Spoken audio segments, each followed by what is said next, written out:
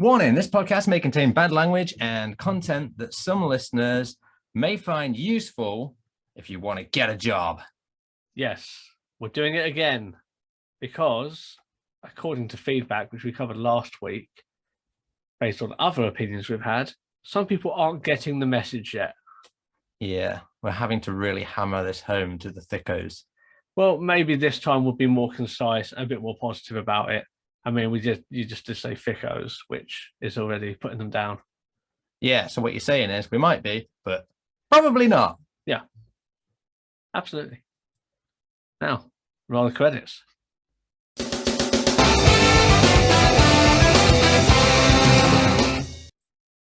Welcome back to Seesaw, coming at you, episode 81, I want to say.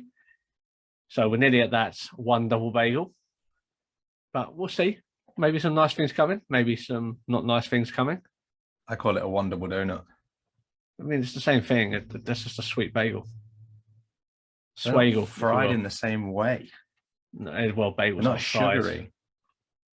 Also, donuts didn't necessarily have to be rings. That is true, but neither does a bagel. What if I call it a one double anus because it's like a ring piece? I mean, you can do. I mean, it takes some imagination. We could just call it 100. Yeah, episode 100. But anyway, how are things, Cleaves? Yeah, actually not bad. I'm kind of glad that we're doing this episode because one thing I love talking about is this shit.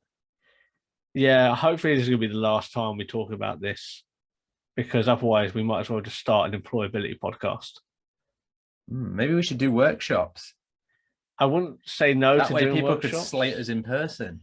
Yeah, well, we wanted to do some in-person stuff, so we'll see how many bridges we've burnt and who will invite us or allow us to come to their shows. Probably not a lot of people. Come see, come saw. Who cares? Yeah, it's here for the people that want the advice. Yes, which is you because you clicked on this, or you clicked on it for the entertainment value. Which I thought you meant me. No, not you. You should make a reference to the metaphorical you of the listeners, as opposed to the physical me of you, me. How about I just call you Cleaves? Yeah, probably. That's easier, I guess. Yeah. So if it's you, it's the listeners, and if it's Cleaves, it's me. Yes. I don't think I ever had to explain that, but I'm glad that you managed to work that out. Well, we'll get there eventually. If we can only work on the other issues you have, you'll be a perfect man. I already think I'm there. Well, if thoughts were brownies, would be really fat. So, do you have any quick blind news? No, only self-esteem issues after that. I'm not a big fan of brownies. And I don't have any quick blind news again either. How about you? No. I mean, we never said it would be a weekly segment, did we? No, true. But we've tried to shoehorn it in the hope that one of us would have come to the table with something, and we've both been a bit lazy. Yeah, that's true. That's true. So, shall we move on? I think we've got a lot to cover today. We do. Yeah, let's not spend time pissing a boot. So, employment. Once again, let's do this dance. You keep saying once again. Well, we've already touched on this a lot. It seems to be a constant theme, but to be fair, we've touched on this a lot. Was the name of your trial from a few weeks ago. I was hoping that wouldn't come up. That's the name of your sex tape? Oh, okay. So this is something that we are passionate about, obviously, otherwise we wouldn't be doing it again. The employment thing, right? Yes. Okay. So 85% of vision impaired and blind people are unemployed. I'm not sure about the actual number for disabled people, but I have a feeling it's quite a high percentage are unemployed and what I would call like clinically unemployed. So just clinically unemployed. I don't know. Just that's like the unemployment version of morbidly obese. Basically, yeah. Like they've been unemployed a long time. It's very hard to sort of get out of that rut, basically. Okay. Yeah. All right. So we're going to talk about this a bit more concisely. We're going to be a bit more positive, or try to be positive with this. Again, with other episodes, if you have a counter opinion, let us know. We do like to hear it, and we will feature in feedback and address any of the concerns or questions you have. I suppose with our intro, let's start off with why this has come about. As why are we doing this now, Cleves? The reason we're doing this is because we had a lot of, feedback, negative feedback from the first episode that we did about Universal Credit. And then we hit the feedback last week. Hopefully we covered a lot of your points, but we wanted something positive to come out of it. And one of the things that was touched on was that we were potentially a little bit smug, or a little bit looking down and arrogant, or looking down our noses at people that don't have jobs. And it wasn't meant to be the case. And we thought it'd be good if we try and put together some tips for making yourself more employable. So it's come from that Universal Credit. The migration to it is going to happen. So Yes. It's about time you get goddamn on board with it. And if you're going to lose money, then maybe you should start looking for a job. And that's not a negative thing. We're trying to Empower. Yes, empower. Good word. Very good word. Yeah. So that's essentially where we're going with this. Like, even though sometimes we come across a bit abrasive, the thing is, giving someone a bit of a cuddle and all that, and like going, "Oh, I'll be all right, champ, you'll be fine." It doesn't work. In reality, like, you're not going to get anywhere if people just enable negative habits. So you need to be positive, and taking on board some harsh truths, but some constructive ones, can really help you. And before we get anyone say, like, oh, like, bring up the smugness again, and we're working. Yes, we are both working, but we have both been clinically unemployed ourselves. I have been for a long time. How long were you unemployed for? 3 years. 3 years. There you go. And some of you it might be longer. Some of you it might be less. Yes. So we know how tough it is. It is tough. And the mental health side of things, it does get on top of you as well. But hopefully today we can explain the sort of things that we were doing, the mindsets we were in, and the approaches we were taking towards employment. And you can apply some or all of them to what you're currently doing. Because as Cleve said, this universal credit migration is going to happen. And if you're going to be worse off for it, maybe this is the push you need to be more proactive, and maybe getting out there and doing something that you never thought you did or could do, I should say. Yeah. Just to follow up on that, I want to say as well, as one point, me and T both came straight out of university, and that's a good point to make. It will come up later, trust me.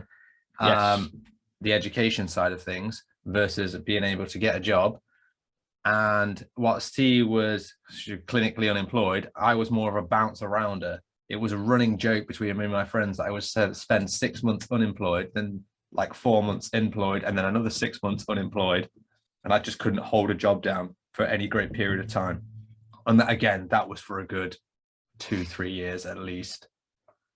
Yeah. It's only really now that we're both within employment.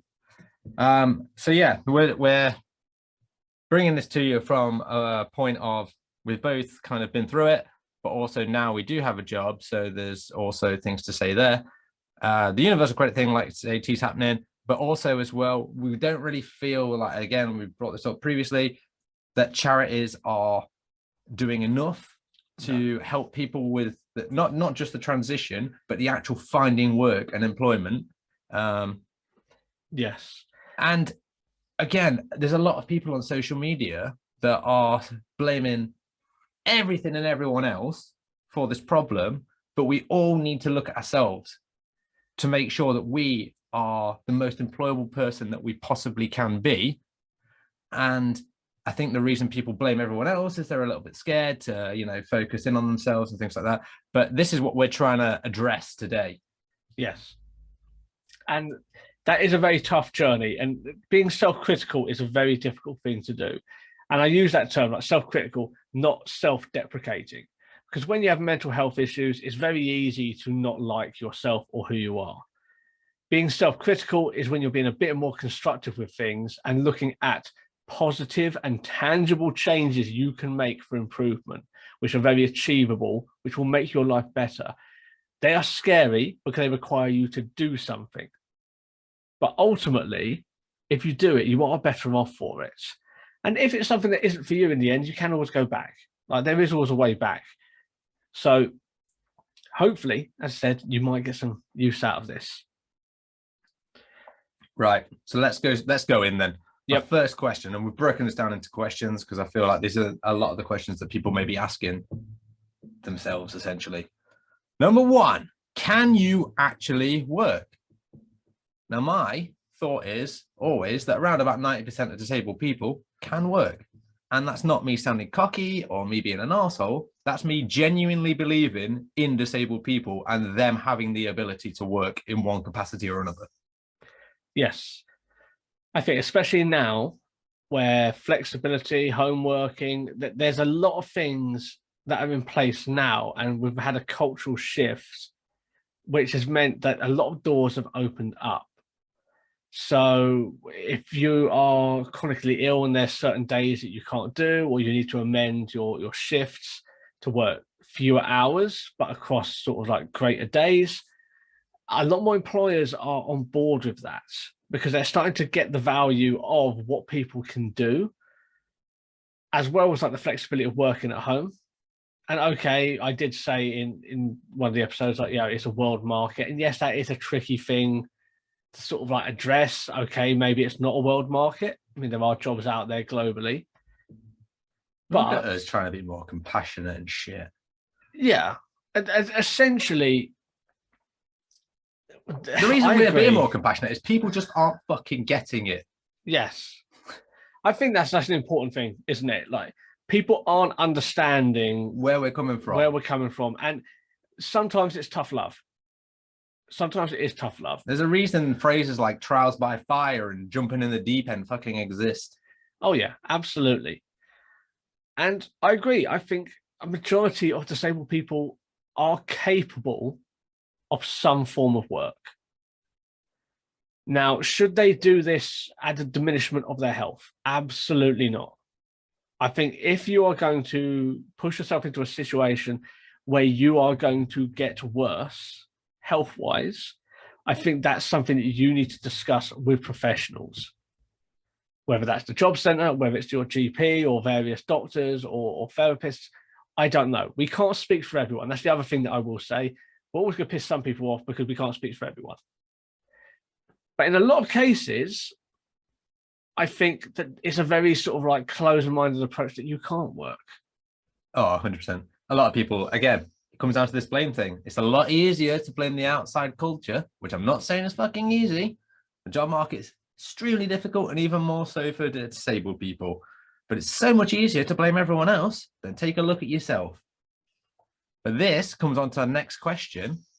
Are you making yourself the most employable person that you can be? And by this, I mean, when you're looking for jobs, are you physically able to do the job? If no, don't blame the job. Just pick a different job to do. Mentally, can you do the job? For me, I worked telesales. It was fucking numbing. It made me feel horrible. After a month, I ended up quitting. I know mentally I can't do cold call sales. Don't do it. Some people can. Some people can. Some people who can love it. Some people fucking love that shit. But for me, horrible. So, fine. I didn't do it.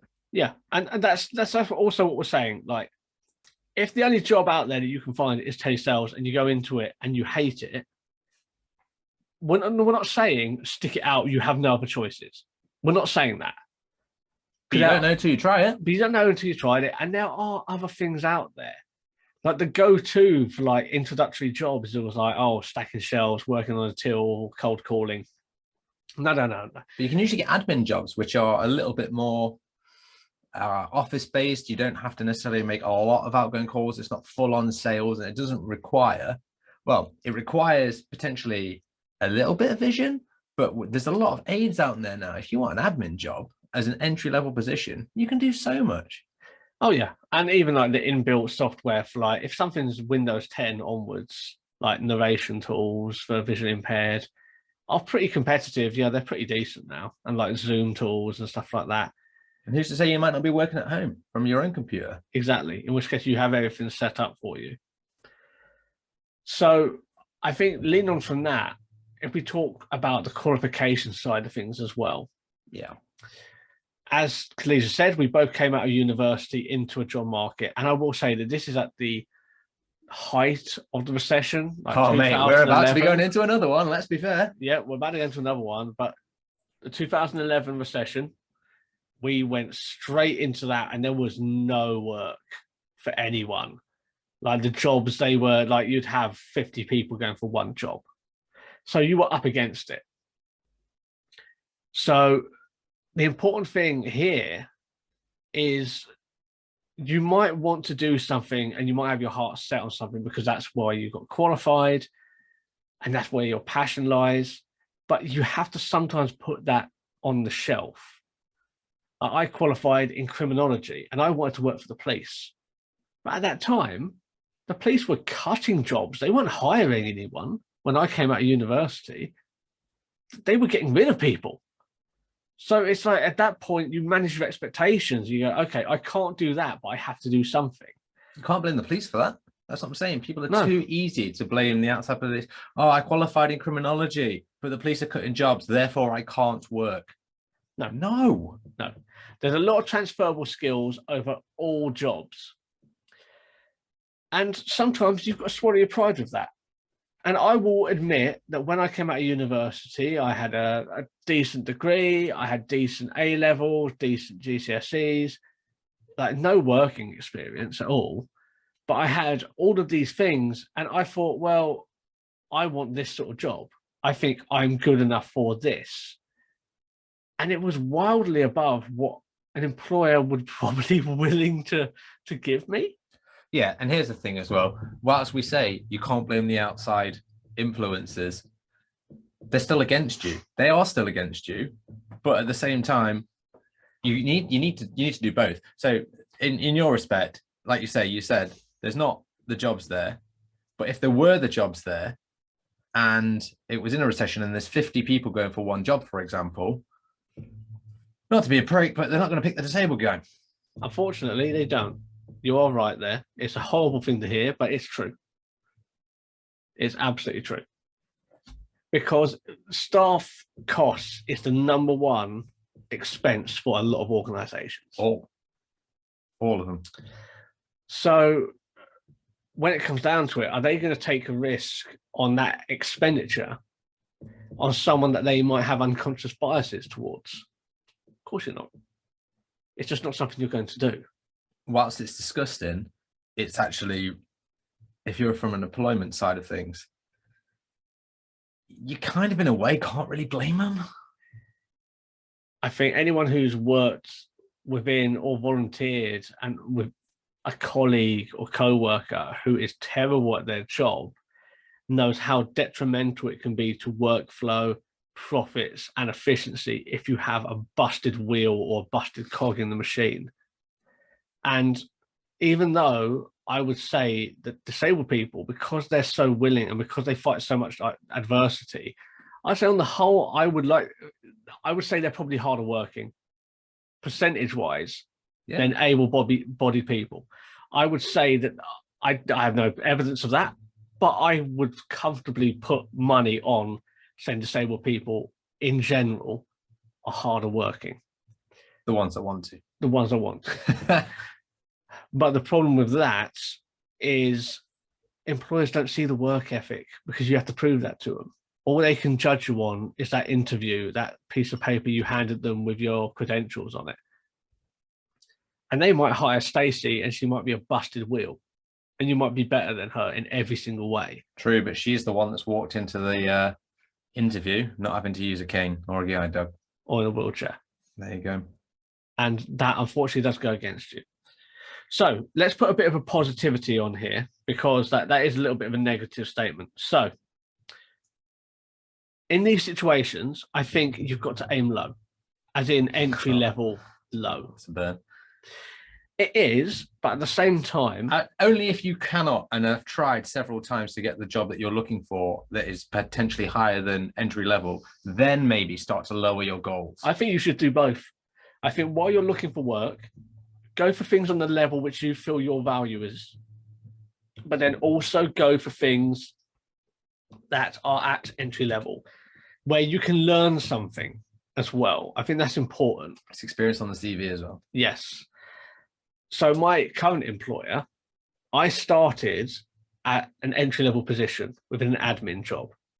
I've previously come from a senior management position.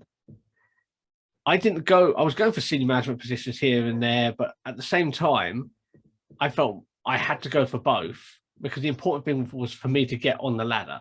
And it was an industry that I'd never worked in before. So although there might have been transferable skills, that doesn't necessarily mean that they're going to take a risk on me based on what my skill set was. Because although I had a proven track record, they haven't seen that. Again, they only see the guy with a guide dog. So I went for entry level, and then very quickly you start to advance. If you are as good as you are, think you are, or know you are, then you'll be able to climb a ladder if the ladder's there to be climbed, because you just need to get in the door and show them how good you are. And if that means swallowing your pride, if you've got a master's degree or a PhD in business or whatever it be, if that means you start up in customer service, start in customer service. That's where I started. Opportunities come up, and now you're the head of wholesale for an international company. Well, you ship internationally. I'm the head of the UK wholesale branch, yes. But still, you are a national manager for an international company. I guess, yeah, if you wanna talk it like that, yeah, sure. It's not inaccurate, is it? It's not inaccurate, yeah. It might be a little bit superfluous, but you know, but it is true. Yeah. And here's the other thing. Whilst the job market is against you as a disabled person, be aware that there is support out there for you. It may be a fucking ball ache to actually get hold of, but persevere. It is there. Things like, hit me up. Access to work. Access to work. I was about to say, what's that shit one that I hate? Access to work. There's access to work. There's other government bursaries. There's a lot at your disposal. And if they're a small company as well, a lot of time they will provide loads of different technology and things like that to help you out, to ensure that you are as capable as other people. Yes, and bring this up in an interview. If you feel like they're not taking you seriously, or they're a little bit and ahhing because they think there's going to be some costs incurred for employing you for your equipment, say it. I literally got hired on a bursary. Like when I left my employment agency to take a job there, they got paid $2,000 towards my first year's salary. Which was half the reason they took me. For a small company, that's a massive thing. It's, free $2,000 in it. Yeah, absolutely. So don't be afraid to bring that up. I really don't. And one thing I'll say, and this was advice that I was given a few years ago when I was trying to advance in the current industry I am. They said, turn your disability into a superpower. So they said, okay, they're going to think that you can't do this because of this and this and this. They're going to have all these preconceptions. But what about the things that you can do, which other people can't? So being visually impaired, my memory has to be pretty decent because I need to memorize things quite a lot. Organization has to be top notch because I'm not organized, I lose things. The adversity I've struggled through my entire life is an advantage because it means that I'm pretty unflappable when things go wrong. When shit hits the fan, it's usually very paltry compared to the things I've had to deal with in the past and the stresses I've had to deal with. So take what people would perceive as a negative and try and put a positive spin on it and just say that in an interview. Say, yeah, you think that I won't be able to do this and this, but I got here today. That's a good thing, when they ask you that typical question, what are your weaknesses? Well, my weakness is that obviously I have a disability, but here's why it's negated. Yes, exactly. Don't be afraid to do that. Say people would perceive my disability as a weakness. Because the usual bullshit answer is, oh, my weakness is I try too hard, or I'm a perfectionist, or fucking really lame shit. Be That's original. really fucking positive. You have an opportunity to use something original. And you know what? People admire that. And you're the memorable one. Because in all that sea of applicants who have said, oh, I work too hard, or I always work longer than I was supposed to, they're not going to remember that answer. They remember the person who turned around and said, yeah, okay, I'm in a wheelchair, but you know what? I'm never going to be late. I'll always be here. Like, I'm reliable.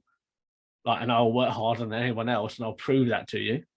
Then remember that answer, not the other bullshit.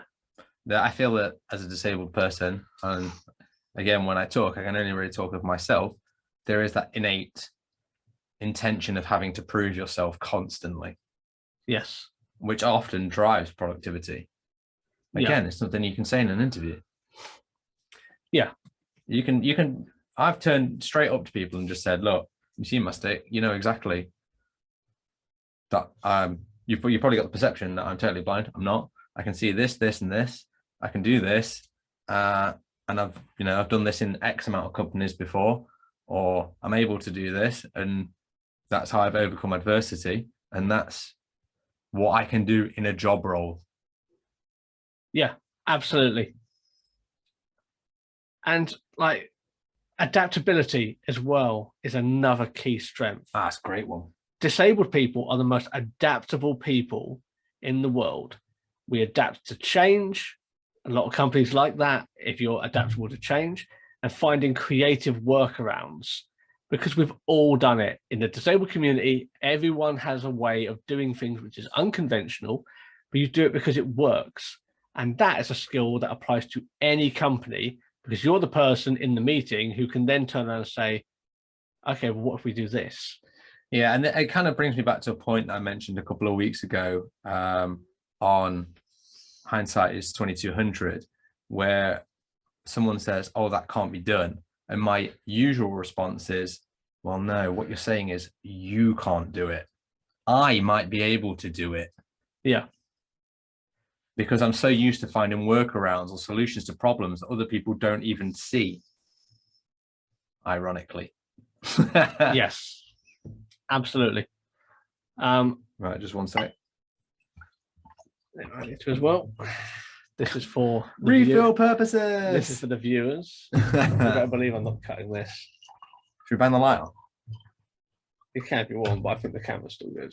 Oh yeah, it's still good. It's still good. The camera's quite good with light.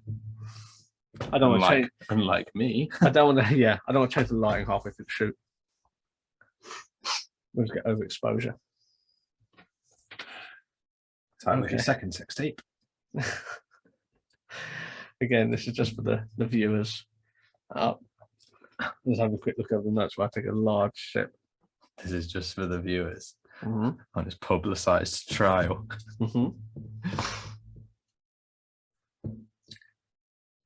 Okay, you good? Yeah. Okay, one thing I'm going to say, it's not on the notes, but there are a lot of courses out there, free courses. I can't name you any now, personally because it would dox myself and where I work and my general area, which if you look hard enough, you can find that out, but I'm going to flat out say it. But there's a lot of free courses for EDI qualifications, basic ones, like what are they got, CBD or something, C3PO. Yeah, like they are tangible courses. So they are recognized about EDI, which is equality, diversity and inclusion, or equity, diversity and inclusion.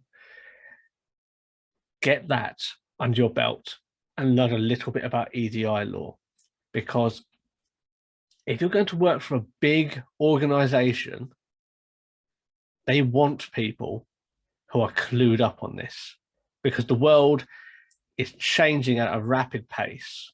And when you have things like Black Lives Matter as a movement that's still going strong, and you have a lot of other movements that are happening, like women's equal pay rights and all of this, and they're all really good and really important campaigns. Knowing about the law a little bit, you don't have to know all the law, but knowing the law to the degree that a basic qualification will give you. And again, these are free. You can find them out there. They community centers and local colleges and stuff like that. You can do them online. I think the Open University does one. Very, very useful, because when you have some companies out there like Activision who are in serious trouble for misogyny, racism, sexism, big companies want people clued up on this. Probably helps in a way if you're disabled as well, because you've got that sort of disability aspect of discrimination going on. Yes, and it also reinforces the company's commitment to EDI and doing better if they're hiring someone who is from a minority demographic. Yeah, I mean, don't always think that the system is against you. Bigger companies sometimes like to take on the odd disabled person every now and again. Looks good on paper. Yeah. And if you're Selena, then you're well in, because like diversity triple whammy as far as the companies are concerned, as she put it a few episodes ago. Yeah, it's a good job you added that at the end. yeah, but Selena, by her own admission, a few weeks back, said that companies would, they're really interested because of her perspective, and that's really important. So that's something that I'm going to add in extra here, because it's such a valuable thing that you can know. It ain't all doom and gloom. No, it's not. Again, turn your disability into an advantage. So, on that qualifications thing as well, and it's a mix of the qualifications versus entry-level positions. Okay, maybe you've got qualifications and you can't get the job that you want, so you're deciding to take a more entry-level position. Don't worry about it, because if it's a big company, you can usually pick a path that you want to go down. Mm-hmm. You might just start off at a very basic admin or data entry input level job, but then if you've got a degree in marketing, then all of a sudden there'll be internal opportunities available. Yeah, marketing assistant, move into that. And then before you know it, 5 years down the line, Sophie moves away from the organization, and then the marketing manager job comes up. And before you know it, you're there and you've established how hard working you are. That job's yours. Sophie is like the go-to name for generic customers or people. I just never pulled out of my head. Yeah. My head bulb. Okay. All right. But what about T? If you've tried all this shit, right? There's jobs that you want to get, and maybe your disability is either physically too much or mentally too much. You can't do the jobs that you're applying for. Okay. This is at the point where I would say, look at retraining. So the best way to sort of outline this is what I did. So when I was in my biggest slump, I saw an advert. Actually, the advert was pointed out to me by Richard Claridge, who we've had on the podcast before at Cricket. And he pointed out that there was a free course for disabled people to become a personal trainer. I was like, well, blind personal trainer? That's weird. Like, is that even going to be a thing? Phoned them up and they said, absolutely 100% come along. Everything's accessible. We'll get it all in the format you need. What does it cost me? Absolutely nothing. Nothing at all. Nothing at all. So I did this course. I think it was over 2 weeks. And they paid all my expenses, like travel expenses and stuff like that, getting the train to the location and stuff like that. And then I got qualified as a personal trainer, and I'd never wanted to be in the fitness industry at all. I liked my sport, but I never thought I'd work in the gym. I trained as a criminologist, so why would I think that? But of course, the jobs weren't there. I wasn't having any luck with like the customer service, admin side of things. So it was something to do while I wasn't doing anything. I was filling up my time. And I think that's another important quick thing. Fill up your time and stuff, volunteering, training. You can never be too well trained. CV. Yeah. Load the CV with stuff. So I got qualified, and then there was a gym down the road, a leisure centre, and I walked in and I just said, look, I've nearly qualified. Have you got any hours going? They went, no, we haven't got any hours going. I said, what if I just worked for free and volunteered? For free? It's like, I'm not doing anything anyway, but can I just do a few hours a week? And they went, actually, yeah, if you want to come in and do 5 hours, Like, oh, I'll take free work, no doubt. yeah, 100%. And they were like, oh, well, can you do a couple of 5 hour shifts? And like, all you do is a couple of inductions and maybe teach a class. I was like, yeah, 100%. Fine. I'm not doing anything else. Yeah, that's the point. If you're not doing anything else. Yeah. And what happened then is within, I'd say, 4 or 5 weeks, one of the instructors was leaving the organization. She turned around and said, I've got another job elsewhere in a management position or something like that. I'm leaving. So the first person they asked, because I'd been working there, shown that I can do the job and was competent and a hard worker. Saves on recruitment costs as well. Yep. They turned to me and said, do you want 16 hours a week? I went, absolutely. And it's still a bullshit contract, but 16 hours is better than full free. Yep. I was getting paid. And then as time went on, it was like, oh, someone else leaves, a part-time. It's like, okay, so hiring someone, can you just bump me up to 25 hours? There you go. All of a sudden you got a full-time, well, near full-time job. Nearly full-time. Banging the extra PT on that. Yep, that's it. And before I knew it, I was making, decent-ish money. Then a management job came available. And all the time I was there, I was asking for, show me how to do this, show me how to do that. And that when you are in an organization from the bottom level, show interest. Get trained, get the knowledge. Because then when the management position came up, I just went in and said, I know how to do all of this. I've been trained by the manager for a year. Who got the job? Me. Because they knew how hard I worked and they knew I knew what I was doing. And then I was on decent money. So retraining, there are no limits to it. Like if you see a HR like qualification come up, do it. Personal training, do it. If you're unemployed, you may as well. Yes. Keep your options open. Yep. Do the courses, and then you make, again, it comes back to that original point, make yourself as an employable a person as you possibly can.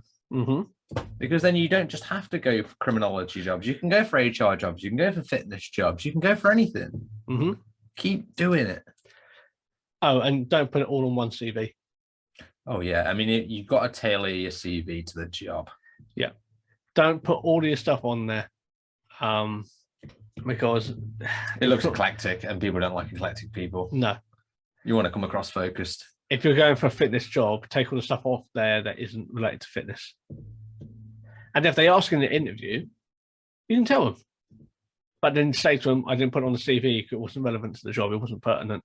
But by the time you get to the interview stage, nice little feather in the cap. Yep. It's a bonus. It's a bonus. And stop bragging about your GCSE that you got an A in geography. No one fucking cares. Funny. GCSEs are the biggest myth in the world. They're a prerequisite to A levels and therefore university if you choose to do it. You're showing your age as well because it's not A, B, C anymore. Yeah. So, regardless, GCSEs kind of useless. Yeah. Lastly, very, very lastly, and I do have to stress this a lot, don't give up. No. It's so easy to sink into that social media culture of everyone's against me. I can't do anything because they're just going to batter me down over and over again. Partly true. I'm not going to lie. It's partly true. But you don't want it in your ears 24/7. Yeah. You can fucking do this. The reason we are so uncompromising and, well, should we say uncaring, isn't because we're not caring. It's because I genuinely think people can actually do this. They just need to stop listening to the little fucks on the internet that tell them that the world is against them. Yes. Okay, it is. I am going to say that. Okay, they are true, but it doesn't. You can fuck them back. That's the thing. 100%. Like the odds are stacked against you. Like it's an unfortunate how that has played out. And you know what? It sucks to be you. And it sucks to be anyone who's disabled. But you know what? Things get better with time, and they get better by you being proactive. So that's another reason to get into work. Prove to the world that you have value, that you have an identity, that you are someone in society who can offer something different. Because ultimately, just think back 50 years, this was the plight of the black person. People weren't hiring black people based on race. But you know what? That's not a thing anymore. It might be in some very outdated areas and small companies. I'm not going to sweep that under the rug and say that that doesn't still happen. Similarly with women being hired, but it's not so much of a thing anymore. And disability will get better. Views will change, and they are changing, but they're not changing all the time. People aren't challenging on this. And yes, you might get rejected to 50 jobs, 100 jobs, 200 jobs. In 3 years, I couldn't tell you how many jobs I applied for. Hundreds. Like absolute hundreds.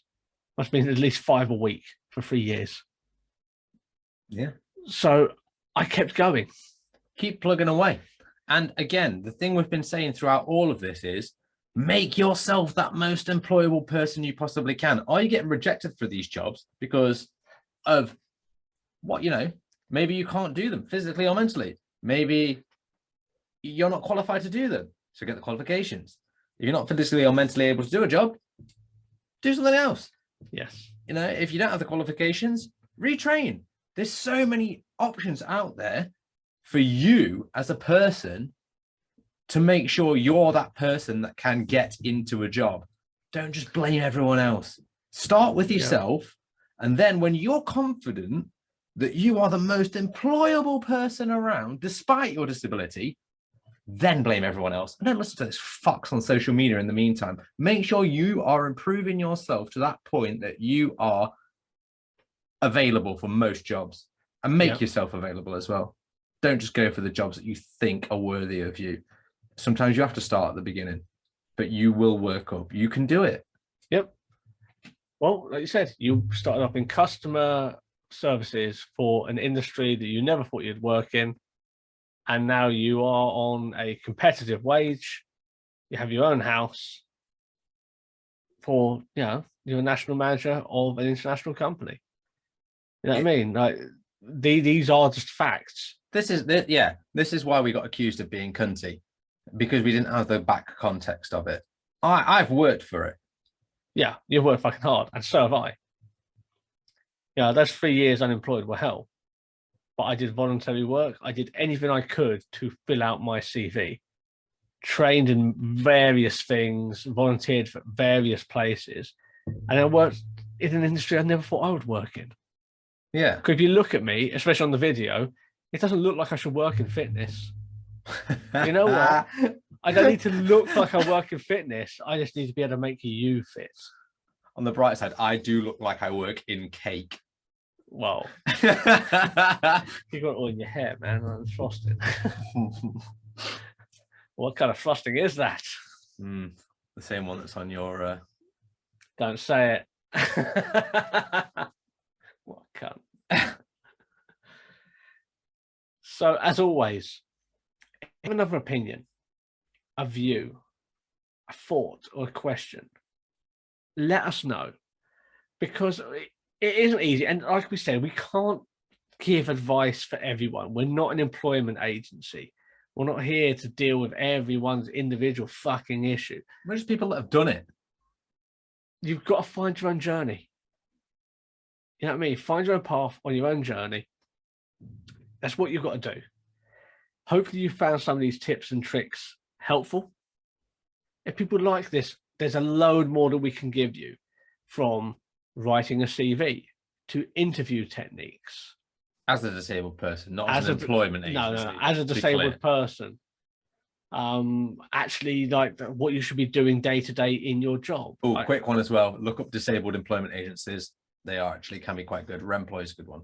Yes, and they are around. And ask more of local charities as well.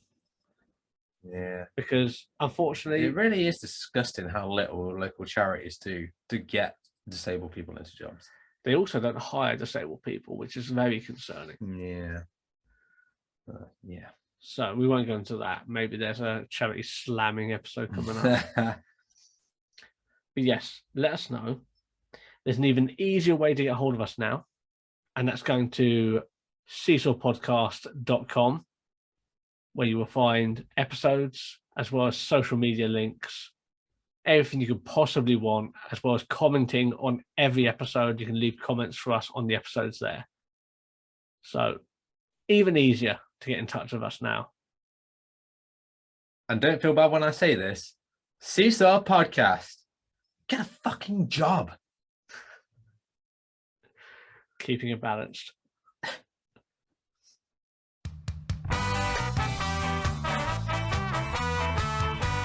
Thanks for listening to the Seesaw Podcast. You can find us on Twitter at Seesaw Pod, Facebook, Reddit, Instagram, and YouTube at Seesaw Podcast. You can also email us at seesawpodcast@gmail.com. Like, rate, review, and subscribe, and then you can also find us on TikTok, but get us on all the other places.